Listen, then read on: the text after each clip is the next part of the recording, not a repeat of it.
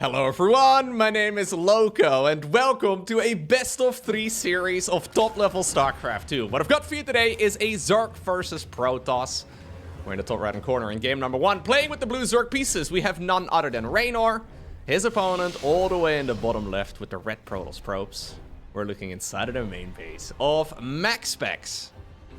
Now, I recently did cast a series between these two from actually this exact same tournament. And in that particular cast, I mentioned that it was the first time that these two had played against each other in nearly a half-year time, which is pretty rare, because in StarCraft 2, most of the time, we have all the top contenders playing against each other quite frequently. Now, obviously, the reason for that is that Reynor mostly plays offline tournaments, and MaxPax only plays online tournaments. So, for some reason, they had managed to dodge one another in the vast majority of the events that they had played in the last 6 months. Now, then apparently, in one event, in one of Wardy's tournaments, they played against each other twice over the course of 2 days. Now, I don't want to spoil the previous series that they played. Should I? Maybe I should. Let's just say that MaxPax is a dangerous man. I think that's all we really need to know. And I feel like that is something that, yeah, can be said about most series out there.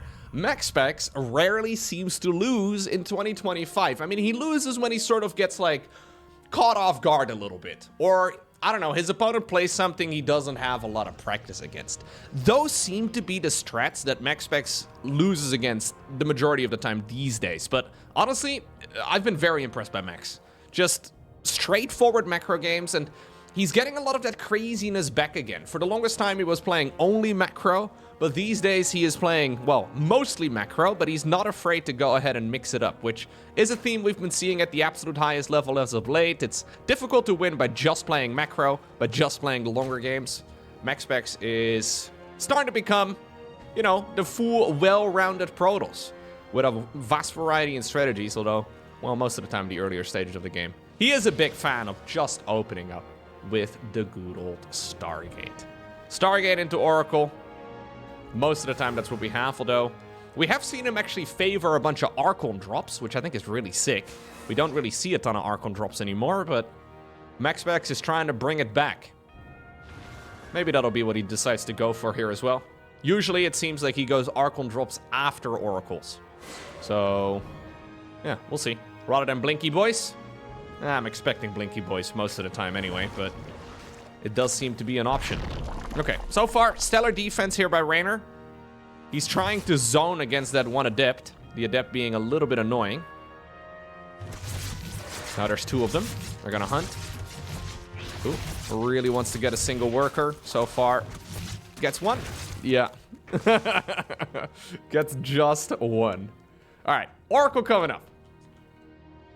There it is. Second Oracle immediately also chronoed. And we're going to go for a third base at about 345 or so, it seems.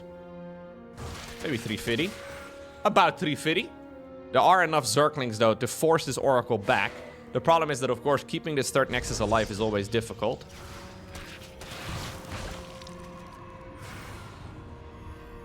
Needs to either wait until the Zerglings go home, or until the Adepts are in position, or until the second Oracle spawns.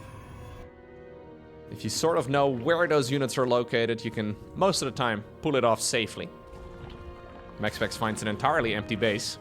You're the reason why this base is empty, Max. You've been zoning away this entire section of the map. Now he wants to go in to kill some drones, and then he realizes he's been, well, forcing the Zerg to not have any drones in that position in the first time around. Okay, 1? No. Stellar defense here, though, across the board for Mr. Reynor. I mean, he does lose 2 workers here, but I think most Zerg players at this point in the game would have lost about 6 or 7.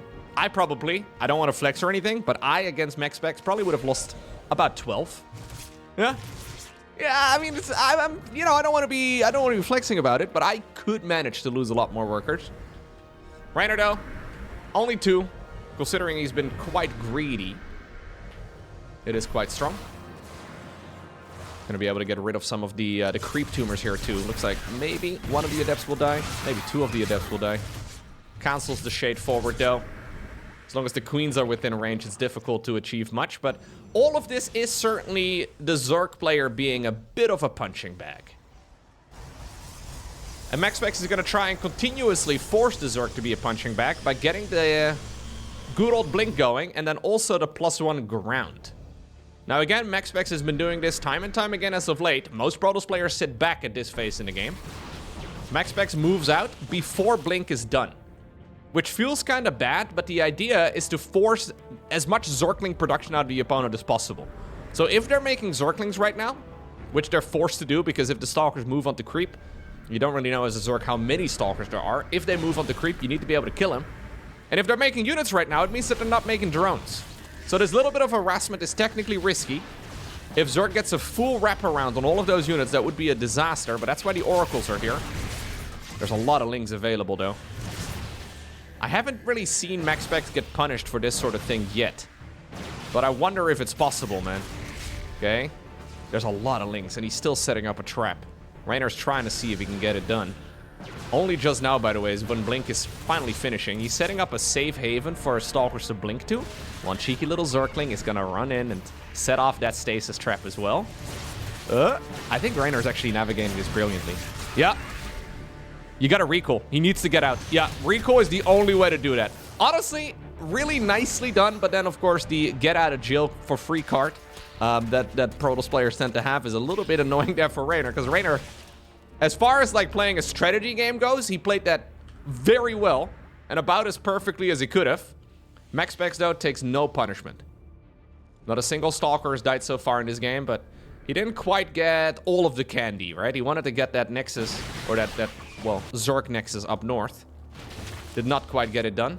Group of Zerglings now in the meantime as well down south. Keep in mind they have +1 melee. So these guys deal a lot of damage. And shield battery or not, they're going to be able to bite their way through a lot of these units pretty rapidly. And this is exactly what Reynor needs to be doing. Oracles have come back home, but 7 workers go down. Fight over here at the front now means, of course, that the Oracles are not there. And without the Oracles, the Zerglings with +1 melee are going to be able to shred the Stalkers. Recall is on cooldown right now. Oracles are here, though, but I mean, at this point, I think the Zergling numbers may just be a little bit too good. Yep, I think MaxPax hasn't played against somebody that micros the Lings in the way that Reynor does in this sort of circumstance before.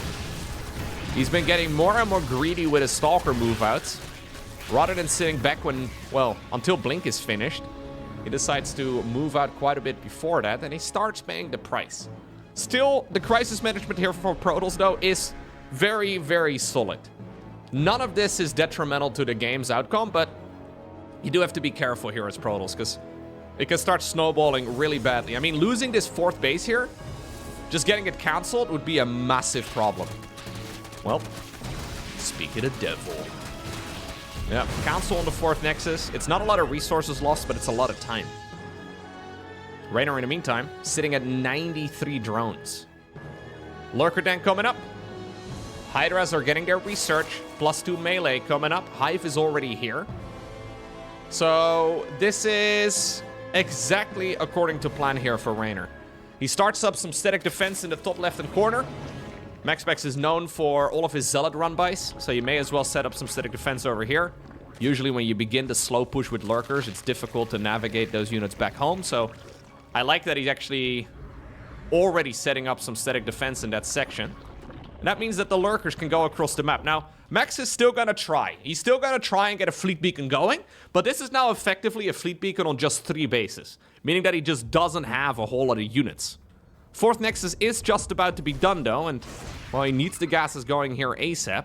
I think, though, that there's a massive opportunity, maybe at least like 2 minutes or so, for Reynor to move in and snipe this 4th Nexus with his army. MaxPax is moving out right now because he's trying to buy time. This isn't an army that can even remotely fight that of the Zerg, but he's hoping, again, similar to the Stalkers from earlier, that maybe he can, like, buy enough time to get better tech out. Lurkers going in around the site right now. A lot of Zerglings have been set up already. There is a Zealot run-by in the meantime on the right side of the map too, but here we go. This is the Zerg player collapsing on top of it again. MaxPax trying to storm his way to freedom, but I don't know if he's got enough units here. Again, some of the Protoss units will likely escape. I love the Spine Crawler positioning over there. Looks like a few of the Zealots have been rerouted towards the Natural instead. MaxPax is not just going to roll over and die, because look at this. The Mama ship is coming. The Tempest is also on its way. And all of this, I mean, it's been expensive for Protoss, but all of this is leading to Skytoss. And generally speaking, that is when Protoss feels comfortable once again. This game has been almost a disaster for Protoss. MaxPax, though, navigating his way out of it reasonably well, but I think this is going to be really tough. This attack is honestly critical for Max. If he does not defend this easily, he's in a world of trouble. This Zealot run-by gets cleaned up, it seems. Still, though, there's already a Tempest out right now. We still have the Oracle from the early game, too. So Revelation is really nice, although... Oh, my God, it just barely gets saved. Still trying to keep this all going, though. Zealot run-by on the right side, too. Looks like the Zealots on the left have passed that expansion by and moved down towards the third. Still, though, Reynor's multitasking is solid. One of the queens does go down. Look at the APM difference. 600 average actions per minute here for Reynor versus 368 for MaxPax here. And the Nexus is starting to fall. It's a slow chip away here for Reynor. But if he can secure the kill on this base, which I think is what we're seeing right now, he will probably secure the kill in this game.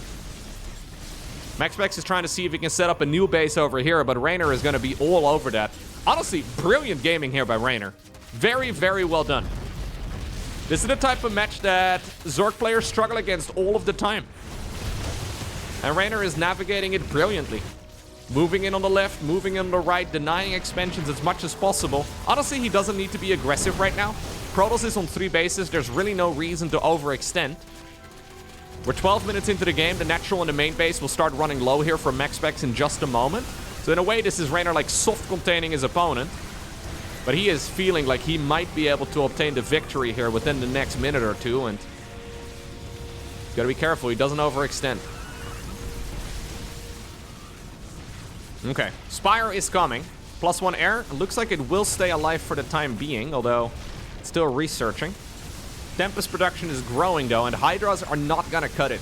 Hydras are not gonna cut it against the Mothership, the Archons, the High Templar, and, well, most importantly, the Tempests. MaxPax trying to stabilize. I think MaxPax's best choice at this point is to try and create, like, one Bulldozer army. It'll be difficult to achieve, but it requires a good bit of economy, and that is not what he's got at this stage in the game anymore. Losing the third, losing the fourth, losing the fifth. He's stuck on 2 bases 13 minutes into the game. There's just a couple of skinny mineral fields remaining over here. Likewise as well, even skinnier in the main. And in the meantime, Reynor's got 89 drones. 89 drones at mineral fields for days. Okay. So I think Reynor forced home. Honestly, it's comfortable right now for the Zerg. He doesn't really care. He's going Ultras. He's going the Hydra upgrade that doesn't really even do anything. We have a second Evo chamber coming up. I think as long as Reynor doesn't have the opponent retake 4 or 5 bases, it's fine. Just soft containing him on 3 and letting him come to you is going to be okay. But it does mean that MaxPax is going to be given some time here to potentially build up that Death Bally army. And as always, scary. If anybody can do it, though, I think it would be MaxPax. But this is a massive uphill battle. I mean, I say that. This army, though, still looks scary. I know there's some Zerg players watching this right now that are like, I don't know, Lowko. This army's looking still pretty scary to me. Okay. Ultras getting their chitinous plating. I don't think we need Ultras in this game, but this is just Reynor sealing the deal, right? Just crossing the T's, dotting his I's, and building up a bit of a bank as well. He can start building up Corruptors. He can go into Corruptor Ultra if this army falls, and he's going to be able to basically remax again. MaxPax not really rebuilding workers or whatever. He doesn't really need any of that. This is Reynor saying, get out of my game. Reynor is building up a hatchery in his opponent's 4th. Apparently that's the plan. It's important, though, not to get cocky, because this is the type of army that needs to be respected. Look at Reynor taking all the expansions in the bottom right. I mean, losing from this spot. He's even taking a forward base. It's considered very bad mannered in StarCraft 2 to type GG in the face of your opponent when you're winning, okay? But this is as close to Reynor type. Look at the minimap. This is as close to Reynor typing GG as possible without actually doing it. Like, this is acceptable bad manners.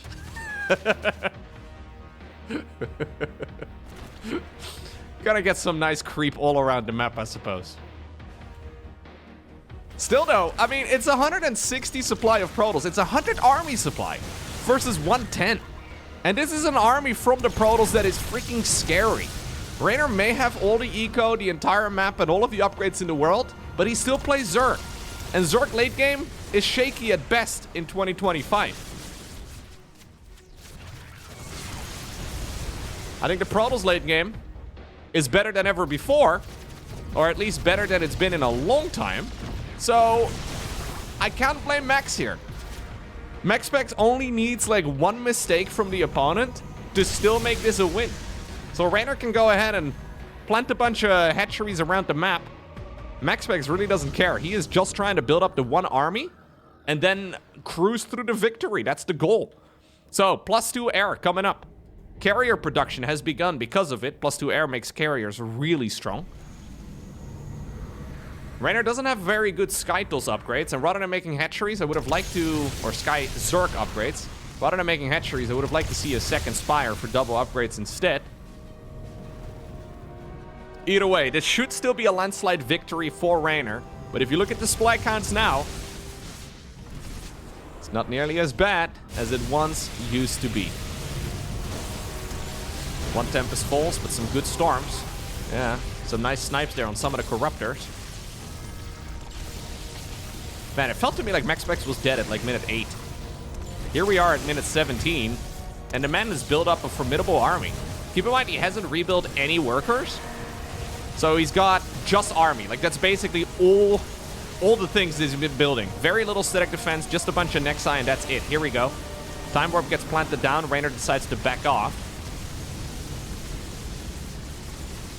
This Nexus, though, is dying. And that is all he really wanted. Little Zealot run by in the meantime on the right side of the map again. It's all MaxPax could really afford. Needs to rebuild the Nexus immediately. Okay. Zealot here on the low ground too. They also get cleaned up. I mean, this is still not an easy game. It should be. Like, it's been effectively like 8 base versus 3 for the last 10 minutes. But, okay, maybe that's a slight exaggeration, but that's effectively what we've had. Reynor's been able to do whatever he likes, but he's having a very difficult time actually closing this one out. It should be unwinnable, though, for MaxPax right now. A couple of Vipers in the mix. I think Vipers are really good. There are some High Templar, but if you can start fishing, yoink, one Tempest at a time, it does make the game way better. Vipers, by the way, from the low ground can, of course, kill the mineral line here. Reynor building up some units now, even out of those outer expansions. Little Zealot run by or Zergling run by over here, trying its very best, but mostly just as a distraction. Keep in mind, though, that the feedback of the High Templar should outrange the Vipers. Reynor is really just here trying to suffocate his opponent. That's the goal. Main base is out. Natural expansion is out. Third Nexus will also be out. Despite losing it earlier, I mean, these minerals are starting to run out. Maybe he can go for a base all the way at the bottom of the map. This Nexus, though, is going to fall. Only 37 probes remain. Ultra production, by the way, is coming up. Keep in mind that the Ultra Cavern got planted down at the same time as this second Evo. And then Reynor finally started upgrading armor. So, we've had the Ultra Cavern for a very long time. Nice abduction here. MaxPax may actually be able to do this. I feel dirty even suggesting it, because I'm not even sure what Reynor has done wrong, so to say. But this is one hell of a Protoss army, guys. It is an army that is extremely powerful, and Zerg units are super flimsy at this stage in the game. No Immortals in the mix, though. Yeah, only 3. Okay. So maybe not no Immortals, but it does mean that these Ultras are scary units. I like the little run-bys here.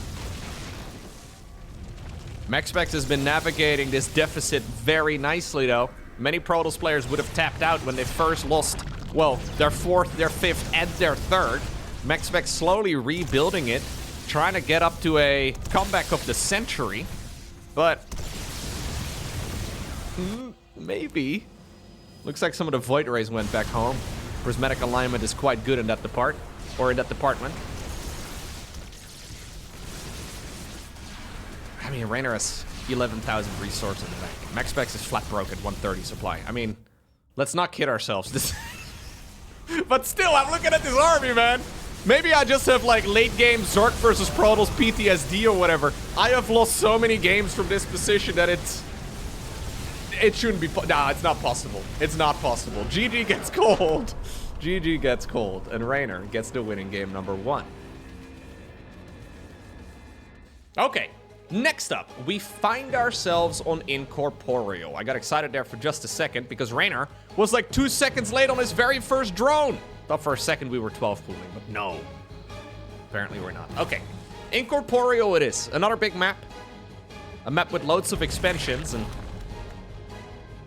I think that MaxPax can still be quite happy about that previous game, right? So, let's talk about it. When exactly was the tipping point in that game? I think it was when those Stalkers got surrounded all the way in the top left-hand corner. Remember that point when he just barely finished up the Blink upgrade and he had the Oracles up ahead and they were trying to put down as many stasis wards as possible, but Reynor triggered all of them, waited until +1 melee, and then got the full wraparound? Even though MaxPax didn't lose a Stalker in that particular fight because of the recall, he still lost a lot of momentum. And then, as a result of that surround, the next units also kind of got sniped a little easier. And then most importantly, the 4th Nexus got delayed.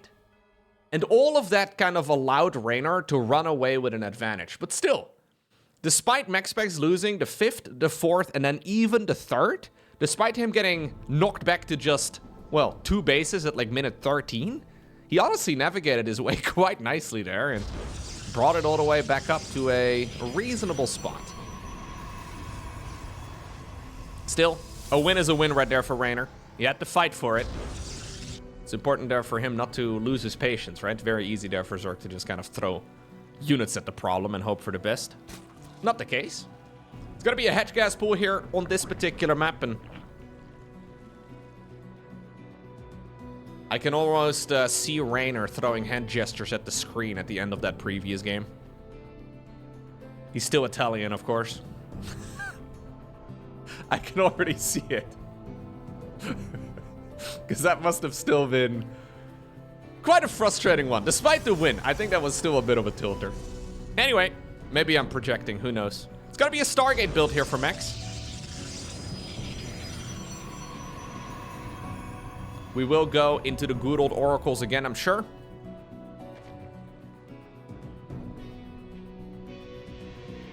That was, by the way, a very long master plan there for Reynor, right? Like, that's effectively... So in some of the games we've seen him play, we're kind of, like, scratching our head and wondering what he is trying to do in the matchup.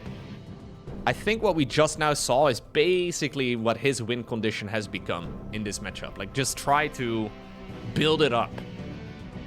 Try to slowly win over time. Seems to be how the macro game works right now for the Zerg going up against Protoss. Reynor did it very well. I think he could have mixed in a couple of Vipers a little quicker. A few Vipers would have been nice. Maybe an Infestor or two would have been nice as well earlier on. And I also think he was lacking some of those late game upgrades in general. Like, the Spire units were just not really well upgraded at all. It's always a little risky when you're fighting off against... Like, when you're fighting all the Skytles units and you're trying to just stay alive, right? With one upgrade on your Corruptors, it's kind of risky. Anyways, third Nexus here, 3.5 minutes. No, it's going to be a little later than that. He did decide to add on a second gateway here, just out of safety. So that does mean that the third Nexus is going to be slightly delayed too, but we should build it up pretty soon. He even went for a Twilight Council already. Okay. What are we going to build out of the Twilight Council at this point? All the timings here are a little wild for Max. Nothing really lining up particularly well, though I don't think it really matters that much. Do we go charge? Or are we just gonna keep the Twilight and then go for a delayed blink? Is that the plan? A little... No. Huh. Yeah, I don't like this. I feel like this entire build order is disjointed here for MaxPax. It's not a big deal, but making the Twilight Council early, delaying the third Nexus, and then not getting the upgrade going until you get up to... It feels very late. It doesn't necessarily have to matter. But if there's ever a time for Zerg players to defend against Glaive to Depths, I feel like this would be the type of game where that would happen. A little bit of harassment too on the other side of the map, but... Just a single drone, single Zergling dying so far.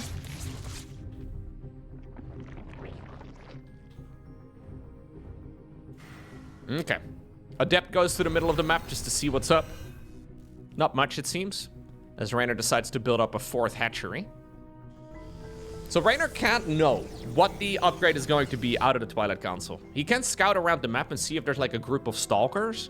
So again, in all the games that MaxPax has been playing lately, when he does go Stalkers, he's already moving around the map with them at this point in time. Not seeing Stalkers right now, I think already sets alarm bells off for Reynor. He doesn't know what it's going to be instead. Could be Archon Zealot.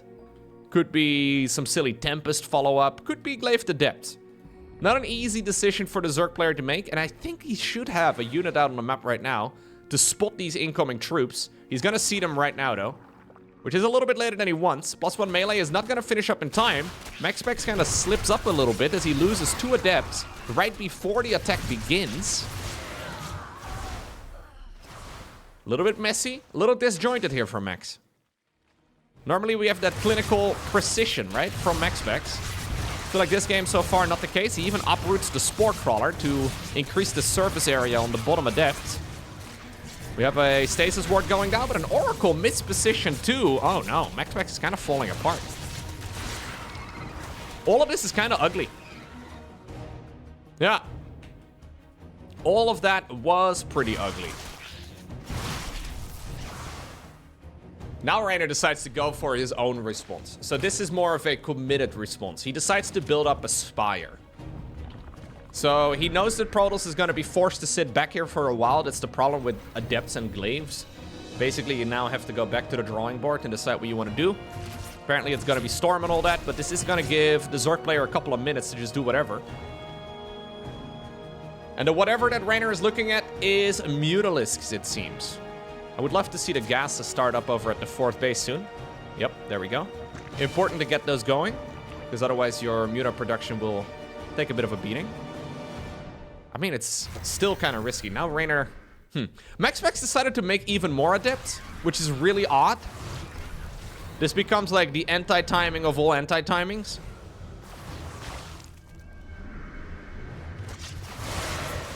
He is going to try and shade forward, though.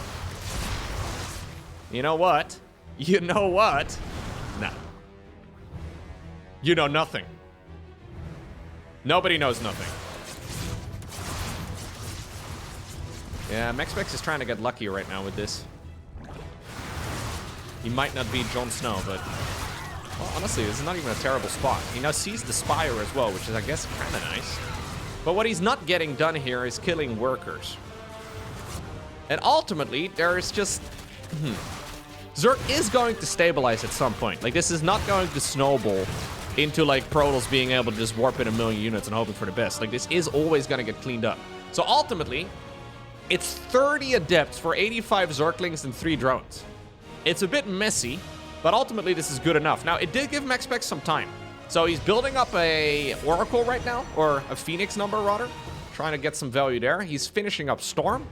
We have a 4th Nexus just about to be done as well. Still got a feeling, though, that these Mutas are going to hit pretty dang hard.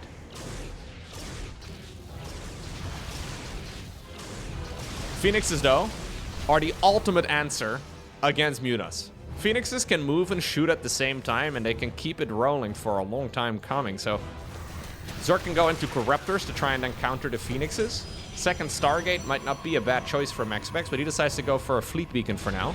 The idea being that you can always... Oh, he already has a second Stargate, that's why. The idea being that you can get the Annual Pulse Crystals upgrade in the Fleet Beacon, which is +2 range for Phoenixes. It makes them even better than the ultimate choice against Mutas. But easier said than done, though, because the transition takes a while. So far, he is turtling up quite nicely. Reynor's built up a good eco, though, in the meantime. He's got that full bottom left mining, too. Not enough drones to fully saturate that expansion, but he's already sitting at 81 workers, which is not bad at all. Yeah, he's mixing in some Corruptors now. So this is going to be Corruptor Muta against Mass Phoenix. It's weird. We have some units on the ground as well, but this is a unit composition, honestly, from both players that we rarely see. Genuinely, when's the last time you've seen this upgrade in Protoss versus Zerg? It happens every once in a while in Protoss versus Protoss, but that's not a matchup anybody watches, right? So, I like it. Nobody else seems to like PvP. Anyway, adding on Pulse Crystals is additional range for the Phoenixes, so it makes them very dangerous against Mutas in particular. Corruptors, however, are way more tanky than Mutas are. So not only do they have more armor, they also have 200 HP versus 120. So as long as you have the Corruptors in the front, tanking the damage for the Mutas, this is kind of like Roaches and Hydras, if that makes any sense. It's kind of like Roach Hydra over here. The Roaches are meant to tank, the Hydras are here to deal damage. At this point, though, it's a scary army. I really like the speed right now on the Mothership, actually. I think the Mothership is really cool to have. A little bit of an Adept run by over here, too. The Zerglings have been moving on over. This skirmish in the main base is funky, though. Look how much more tanky, though, the Corruptors are compared to the Mutalisks. It's difficult to see how many Phoenix there are, but MaxPax has stopped microing them for a moment, not utilizing that ranged advantage at all. There's a lot of Zerglings and Roaches running around, though, and it looks like some of the Templar are getting cleaned up right outside of the natural expansion. MaxPax still sort of stuck on just a silly amount of Adepts. Usually a unit that falls off the longer that the game goes on, but I guess in this instance, it is something that might be useful.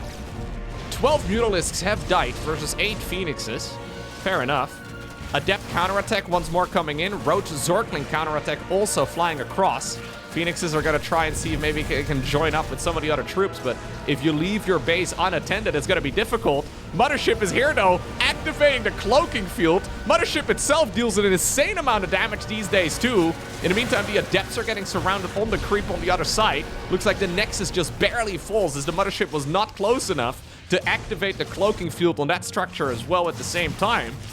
36 probes have died. Still only a handful of drones have gone down. And while the Mutas are now falling as they can't really find a way out, MaxPax has taken way too much damage throughout the course of this game. Lovely, lovely series here by Reynor, who is now ready, well, to put the nail in the coffin.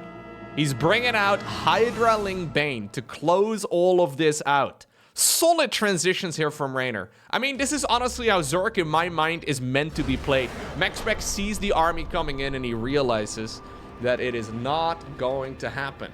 So maybe last time around, Reynor struggled against MaxPax's straightforward games. But, yeah, when you see the man, like, picking up steam, right? Like, when he starts moving from one tech route to another type of unit, and he just keeps on hitting his opponent with these transitions. He's extremely dangerous. Well done. Now, today I want to give a special shout out to all of the biggest Patreon supporters in particular. Shout out to Ryan, Shren, Rexstar, Grimdy, BHC, Jacob. We have Karan, Laura, Gehring, Dustin, Strategist, Ballistical, Killman, Bindsterk, Papuch, Thort, Sysadmin, Andy TV, Echo Soldier, Nakul, Gavilan, CRX, Robert, Patrick, Dumont, Brusik, Champ, Jovo, and Lucas. If you guys are interested, you can head on over to my Patreon over at patreon.com/LowkoTV. There's a bunch of perks you can get, although I think the vast majority of these guys, these wonderful people, just kind of do it to support me. Appreciate you.